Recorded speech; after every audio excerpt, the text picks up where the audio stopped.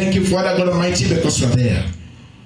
We exalt you, King of glory, because you are the Lord. You change it not. You are forever the same. Yesterday, today, and forever. Glory be to your name, Lord, in the name of Jesus. Amen. As we go into your word today, O God, I surrender myself unto thee. That, Lord, you will use me as the pen of the ready writer in the name of Jesus. Amen. Expressly, speak to me, speak to your church in the name of Jesus. Amen. That, Lord, I will not speak of myself. But, Lord, as I decrease, you will increase, O God, in the name of Jesus. Amen. Father, speak to us, Lord, in Jesus' name. Every spirit of distraction, we bind you in the name of Jesus. Holy Ghost, take control in Jesus' name. Both here in the chapel and everywhere else, oh God, everywhere that people are joining us, oh God, online, on YouTube, on Facebook, no distractions in the name of Jesus. Everything we use, I pray, the power of God rest upon you all in the name of Jesus. That nothing shall break the transmission in Jesus' name. Thank you, Father, Lord. Blessed be your name. Holy Ghost, take control. For in Jesus' mighty name we are prayed. Amen. Amen and amen in Jesus' name. Praise the Lord. Praise the Lord. Praise the name of the Lord Jesus Christ. Hallelujah. May his name be praised in our lives in the name of Jesus. Amen. Amen. Amen. Once more, I want to welcome each and every one of us to the presence of God. It is a lovely thing to be in his house. It's a wonderful thing for me to be able to hear from you again, for me to see your faces. And those that are online, for me to be able to know that you are there. The Lord bless you all in the name of Jesus. Amen. I pray we will not miss the mark in Jesus' name. Amen. That ancient mark, that ancient landmark, we will not miss in the mighty name of Jesus. Amen. May his grace keep us to stand in his presence for the rest of our lives in the name of Jesus. Amen. Should he come today, I pray, we will be able to go with him in the name of Jesus. Amen. To that place of joy, that glorious place in the name of Jesus. Should he tarry, I pray that will keep us standing in him till the very end in the name of Jesus. We will not fail. Amen. Amen. Amen. We want to continue on our message and concluding it today by God's grace. The message that we titled, Make Christ at Home. We started this about 2 weeks ago. We talked about prayer, how we can make Christ at home. That is, make Christ to feel at home in us. Because the theme for us in this church for this year is dwelling in his presence. And because we dwell in his presence, how do we make him comfortable in us? That's what we've been talking about for the past 3 weeks. So we talked about this, make Christ at home, 2 weeks ago, and we talked about prayer. Last week, I remember we talked about the power of God dwelling in us. As Paul talked about him strengthening us, our inner man, making us to be able to stand in him. But today we are talking about something different. We want to consider making him feel at home through faith. Our faith. Our faith. Our faith in him.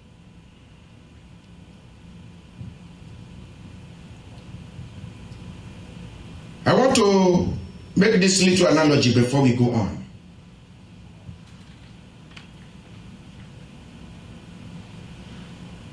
Imagine you be a young man.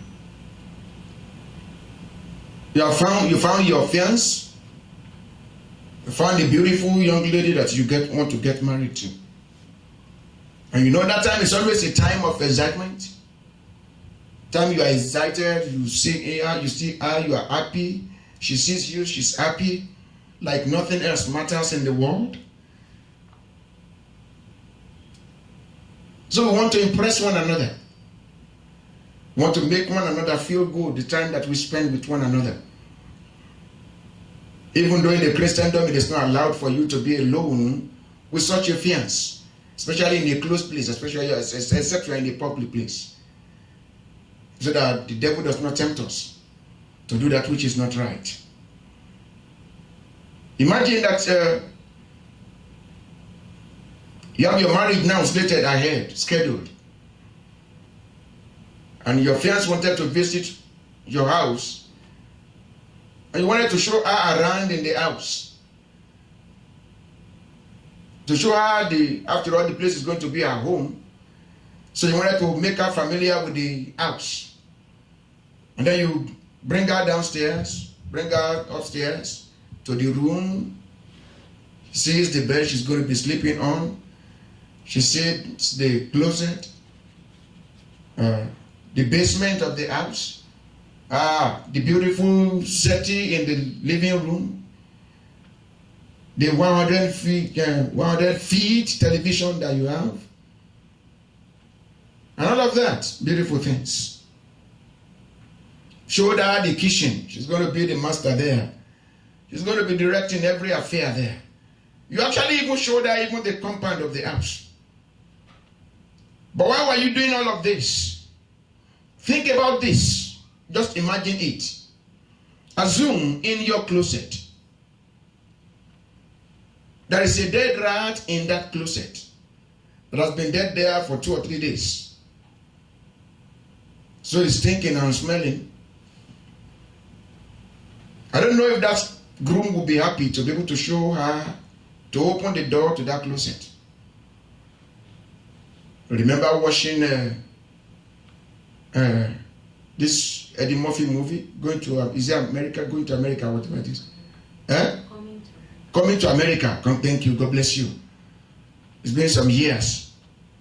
But I remember something in that movie where she was bringing that lady home. She told the lady that there's a big rat because there's something inside the house that the slave who went with him has done that he did not want that lady to see. He did not want to show that lady that he's wealthy. And so he blocked that lady by the door and said there's a big rat in the house. Now assume that that rat was dead and inside your closet. Me as a man would not want to show that lady that. Assume in your kitchen there are rotten foods everywhere. Mucor grown in all your plates. Plates that has been used and not washed. They are sitting there in the zinc there. Everything stinking.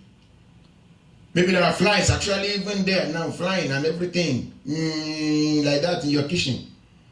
I'm not sure you are proud to show that to that lady. Why? Because you think it will not make her comfortable in the house. She will not be happy to look around all that. Her joy will not be full with all of those nonsense. And so, I want us to go back to our scripture, which we've been reading for some time. That book of Ephesians, chapter 3. The book of Ephesians, chapter 3, that we've been reading for some time. I want us to read verse 16 and 17. The book of Ephesians.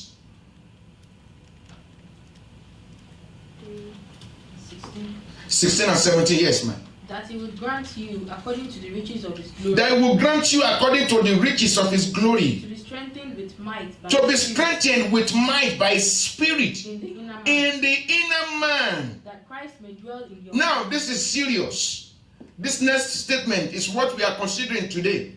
It says that Christ may dwell where? In your hearts by faith. In your hearts by faith. That Christ may dwell in your heart by faith. By faith. That Christ may dwell in your hearts by faith. The word of God said in that book of Galatians chapter 2, yes, very, very quickly. Galatians chapter 2 verse 20. The word of God makes it clear who dwells in us. Galatians chapter 2 verse 20. Yes.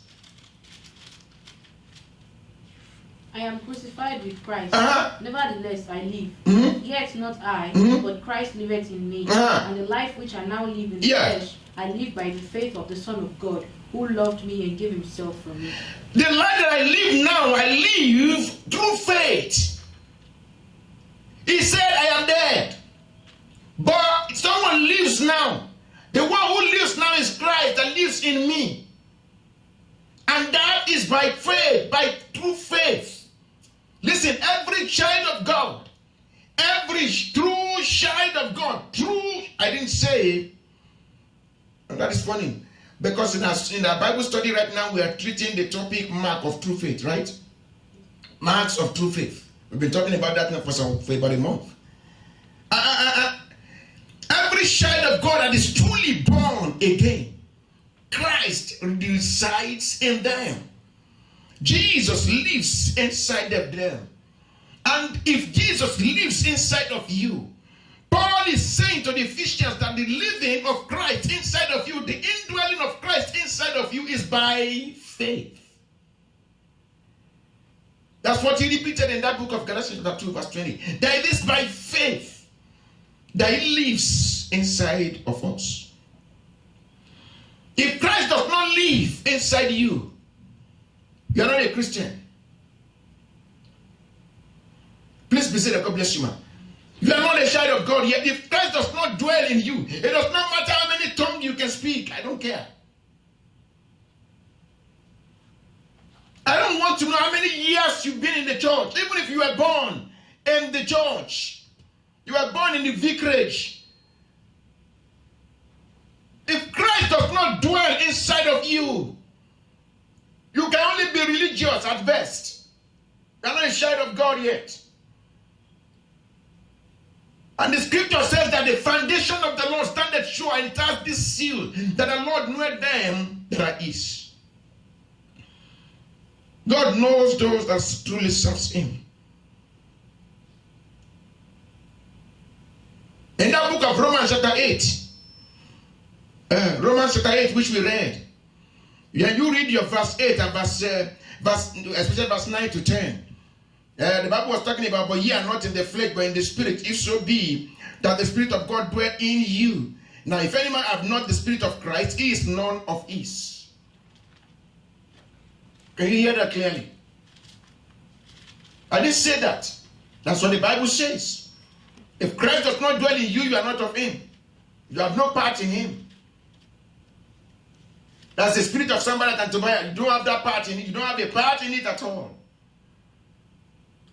He has to live. He has to reside in you for you to be said to be his child. Let's consider these two things very quickly. Two things. Number one, Christ comes to be at home in our hearts as we live by faith. As we live by faith. That's what makes Christ to be able to be at home. To feel at home, to be comfortable, to be rest assured, to be able to reside, to be able to dwell inside of us. For him to be able to do that, we must be able to live by faith. Now, I've had this said so many times. People say, let go and let God. It's not that easy to say that. It's not. It's not. In the book of Hebrews chapter 11, the book of Hebrews, of course, when we talk about faith, we cannot but mention Hebrews chapter 11, right? So, Hebrews chapter 11, but I want us to read verse 6 alone. Verse 6 alone, yes, ma'am. But without faith, Bible says without faith, it is impossible to please him. It is impossible. It is absolutely impossible. My boss in the screen knows this, we say impossible. It is impossible to please God without faith. For him to be made comfortable, to be able to feel at home inside of you, you need to be able to exercise your faith and live by faith every day. Of course, you know the definition of faith in that verse 1 of the book of Hebrews chapter 11 that we are reading. But in that verse 6, he said, but without faith it is impossible to please him. Yes. For he that cometh to God must believe that he is, and that he is a rewarder of them that diligently seek him. Okay, God bless you, man. Because if you will come to him, you must first of all know and believe that he is. If you don't know that he is there, what are you calling? What are you talking about? If you don't feel that he's there, if you do not know, agree, and believe that he's there, then he's not there. Because it is faith that will tell you to what you are supposed to be in Christ. You cannot achieve anything but by him. It is through faith. Paul was praying for the Ephesians church. He said the Lord will strengthen them in their inner man, that Christ may dwell in them through faith. And it is only when it dwells inside you by faith that you are able to do the exploits. Exploits are not, they don't just come, the exploits don't fly around. No, they are real. But Daniel said that they that know their God, they shall be strong and they shall do what? Do exploits. But for you to be strong and do exploits, you must know him. That's what the Bible said. In the Hebrews chapter 11 verse 6, you must be able to first of all know that he is, and that is the rewarder of those that diligently seek him. Because you can't go above your knowledge. For you to be able to decide to be able to seek him diligently, maybe that is one of the reasons, because we lack faith. That's why we are not able to seek him with diligence in the church of today. Because we lack faith. Because we first of all don't even know that he's there. Out of foolishness, we think he's not there. We think we are doing God a favor when we pray. We think we are doing God a favor when we give. When you give to the church, you think you are doing God a favor. You are doing pastor a favor. You're not doing me no favor. I pay my tithe like you pay yours.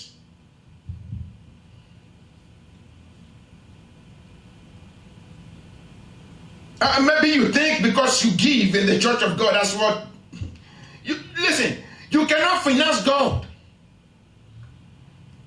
You cannot bankroll the project of God. It's just impossible. He created the heavens and the earth, including you and what you think you have. So what makes you think that you can give now and some and this is why we lack faith. That's why we lack diligence in the church of God, because we do not even know who we serve. You must first know and believe that he is, and he is the rewarder of those that diligently seek him. Faith is needed for you to make him feel at home. Listen, brother. If you truly trust God, you obey God. If you truly trust God, you will obey God. So when you don't obey God, it's because you don't trust him. And you don't trust him because you don't know him. And you don't know him because you don't have faith in him. Not because he is not there. He is always there. It is because you don't agree and you don't believe that he is there. That's why he's not there. And that's why that thing is becoming impossible for you to achieve. Why? Because you fail in believing and truly agreeing up to him that truly he is there. Shadrach, Meshach, and Abednego, they told the king, they said, even if God will not deliver us yet, we will not bow. That is, even if God decides in his infinite mercies not to answer us now, that does not mean he's not there. The fact that you pray about a particular situation and that situation is not changing at that time does not mean that God is deaf. It's just by his choice. We said that in the Sunday school this morning. You cannot, because you are prayerful, change the will of God for him. No.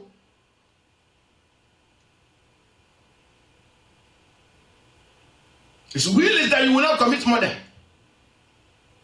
You cannot pray about that now and say, Father, I want to commit murder. Change your will because I know how to pray. No. His will is established. The Lord bless us in the name of Jesus. Jesus himself spoke about our obedience and trust. The link that is between obedience and is being at home inside us. In the book of John chapter 14 verse 23. John chapter 14 verse 23. Read it. The Bible, Christ is not at home with a disobedient Christian. Yes, sir. John 14:23. Mm-hmm. Jesus answered and said unto him, if a man love me, he will keep my words, and my Father will love him, and we will come unto him and make our abode with him. God bless you, sir. If a man loves me, he will obey me. And when he obeys me, I will make my dwelling in him with my Father.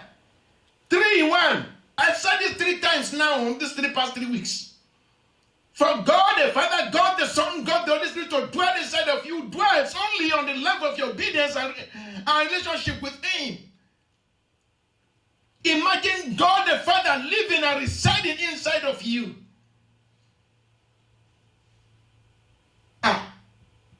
And it's your own back. Don't fear ye shebube. Ayo tumba official what it said.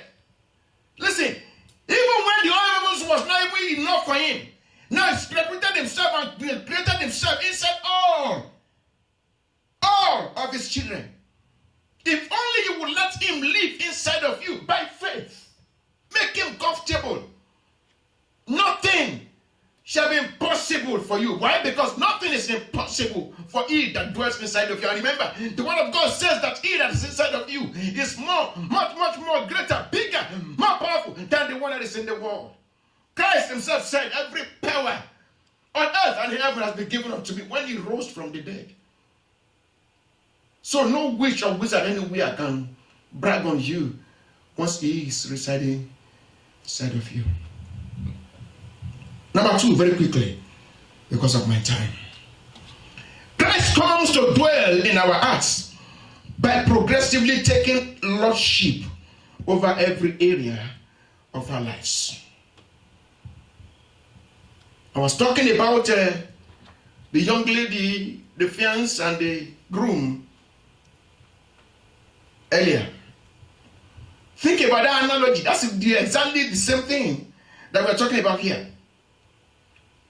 So Christ comes knocking on the door, and you open the door, and you invite him into your life, and he accepts you as his child, and you become born again. Your life cannot be stinking. You cannot keep a dead rat inside that closet. He will not be comfortable with you. You cannot keep a dirty kitchen. Unwashed plates. Those dots. You cannot be hiding some things in some corners. He's interested in every area. That living room that you decorated is not the only place he wants to be. He wants to be in every area, every part of the home. So you cannot keep a living room that is beautiful. That's when you come to church and everybody sees you and they think you are a brother, you are a sister, and they think you are holy. No, but inside your closet is a dead rat for 5 days, stinking, smelling. Inside your kitchen is a muka grown plates. Pails has been gone, and those places are there, not washed. Nothing takes care of it. The place is smelly. Oozing, smells, terrible odor, oozing out. Christ cannot dwell in that place. He's interested in every area.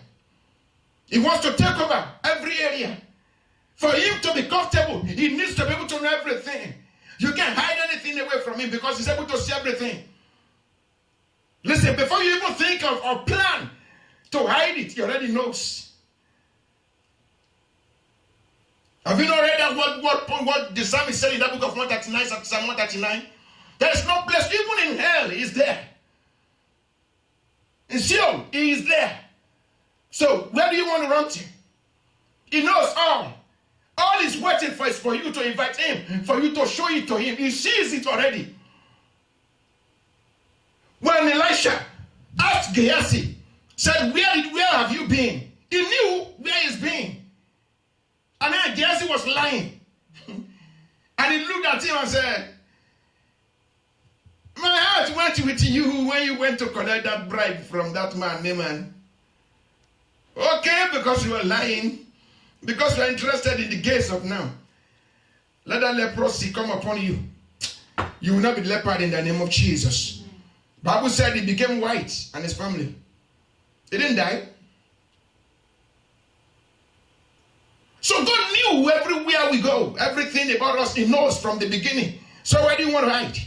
He's interested in every area. Christ comes to dwell in our hearts by progressively taking lordship over every area of our lives. It's in our prayers, it's in our daily journey, our walk, our everything we do, our driving. Even when you are in the bathroom, passing out waste, he is interested. Hello?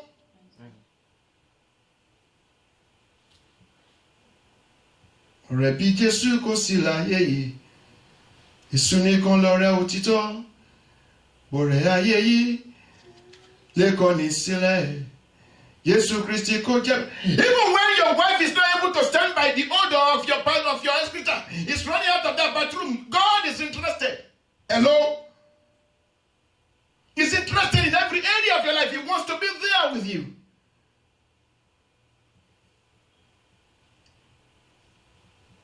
Progressively taking everything away. Paul said in that book of Philippians, which we read in the Bible study, I think we read it in the Bible study. In that book of Philippians chapter 3, from verse 8, he said he counted everything as dung, as a waste, as nothing, as useless, as wasted, for the knowledge of Christ. He said that I may know him and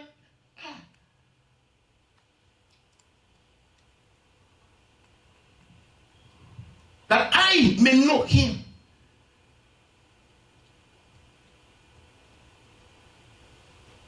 And the fellowship of his suffering. Be made conformable unto death.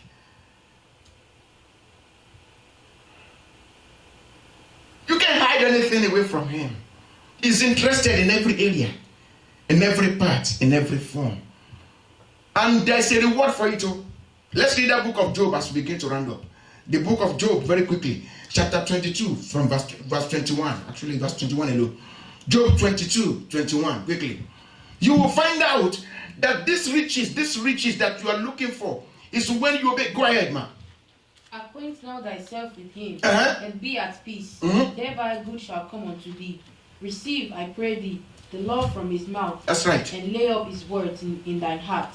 If thou return to the God bless you. Amen.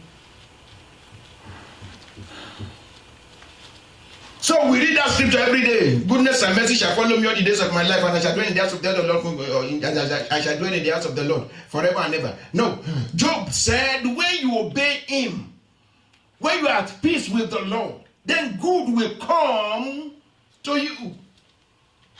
That's when prosperity, actually ESB says, that's when prosperity comes unto you. Goodness will come to you when you are at peace with the Lord. Are you at peace with him? Do you have him comfortable in your life? Jesus himself in that book of Luke chapter 22 verse 42, he said he does the will of the Father. Only what he has seen the Father do is what he does. He doesn't do anything outside of that. Everything about him is about God.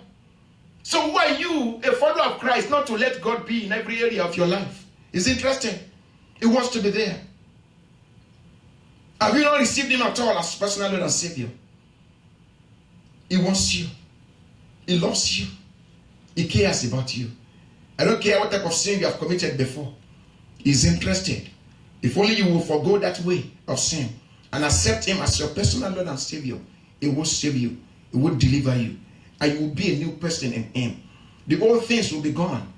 And a new life he will give unto you. And he will come and make a dwelling inside of you. Have you been a Christian before and backslided? Return home. Come back to him. Rediscover yourself in him. Have you been staying faithful before him? It is important that you know that it is by faith and by faith alone that you can make him comfortable. That we have talked about this now. The question I want to leave with you is this. Are you acting as a good host to Jesus Christ in your life? Bro, sister, are you acting as a good host to the Lord Jesus Christ in your life? Do you have Jesus inside of you and still live a life of sin? Are you making your heart comfortable, a comfortable place for him? Are you making him a place that you can reside, that it can be comfortable at. You must experience the power of God's Spirit in your inner man for you to be able to do it. People of God, you must pray, like we said 2 weeks ago. You must experience the power of God in your inner man for him to be comfortable inside of you. You must have faith and live by faith. And let him take over every area of your life. The Lord bless you in the name of Jesus. Please, let's rise up on our feet even as we pray. Let's go before the living God and say, Father, I submit all unto you. By faith, O God, uphold me. Make your dwelling known in my life. For us that are new, that wants to accept him as our personal Lord and Savior, I want us to speak to the Lord and say, Father, I forgo my way of sin. Every sin that I've committed, I'm sorry, O God. Forgive me and accept me as your child. Erase my name from the book of destruction, from the book of hell, and write my name, O God, in the book of life. Accept me as your child, O God. Make your dwelling in me, O God. Wash me thoroughly. Let your blood cleanse me, O God, and accept me even as yours, as I accept you as my personal Lord and Savior. Pray that prayer. For us who are already Christians, I want us to pray and say, Father, I rededicate my life unto you. Let my life, O God, be a comfortable place for you to live. Everything else that I'm doing that is not making you comfortable, Lord, I pray, I submit at your feet today. Cleanse them, O God, in my life in the name of Jesus. Are you praying? Let's pray and talk to God. Let's talk to God. Let's talk to God. Father, cleanse me in the name of Jesus. The word says that he is interested in every area of our life. We must be able to pray. We must allow him to strengthen us inside our man, in our inner man. And we must be able to live by faith in him daily. The songwriter says, I surrender, oh, I surrender, oh, unto thee, my blessed Savior. I surrender, oh. Let's give it all unto him this day. Father, accept me as yours in the name of Jesus. Thank you, Lord. And now let's commit the week unto the Lord and say, Father, as I go with me in the name of Jesus. Go before me, lead and direct my path, that my life will glorify you. It shall be you and about you and for you, O God, in the name of Jesus. Hallelujah. Let's pray and say, Father, I do not want to live a whitewashed wall life. I want to be real with you. Take over every area of my life, O God, this week. As I step into the new month, O God, let there be more strengthening from thee, O God, that my life will be about you. For it is in obedience with you, O God, that I'm in peace with you. That's when goodness can come unto me. Pray and talk to God. If you need that goodness, talk to God. Make me to be in peace with you, Lord. In the name of Jesus. Thank you, Lord.